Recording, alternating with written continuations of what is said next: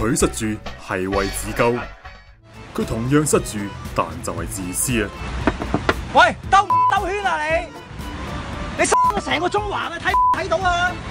話說呢位的士司機疑似插隊轉向右邊，但無奈右邊行車線已經排長龍，的士司機索性停喺原地等插位，結果塞住後方所有車。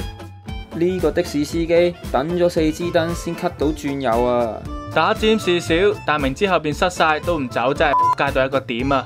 尋日咪講有個咩禮貌運動啊嘛？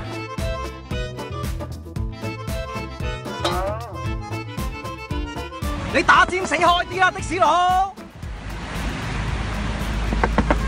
你咪面皮咁厚啊！你咁大個人，你好意思啊？塞住成條馬路。